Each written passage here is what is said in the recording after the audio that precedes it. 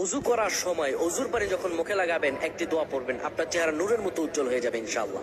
আপনার চেহারা নূরের মতো উজ্জ্বল হয়ে যাবে। চোখ, চেহারা থেকে ব্রণ, মেস্তা, কালো দাগ সহ যাবতীয় সমস্যাগুলো আল্লাহ তাআলা দূর করে দিবেন এবং আপনার রিজিকে বরকত হবে ইনশাআল্লাহ।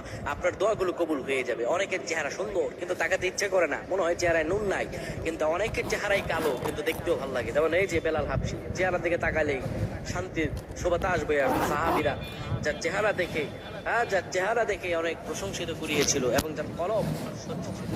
প্রিয় ভাইরা আমার, অজু যখন আপনি করবেন, অজুর পানিতে যখন আপনার চেহারা ভিজাবেন, তখন অজুর পানিতে আপনি এই দোয়াটা 3 বার পরে, দুরূদ শরীফ 3 বার পরে ফু দিবেন।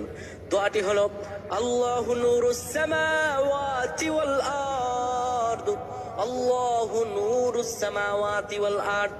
পানিগুলো নিয়ে সেই পানির মধ্যে আপনি ফু দিয়ে চেহারার মধ্যে লাগাবেন।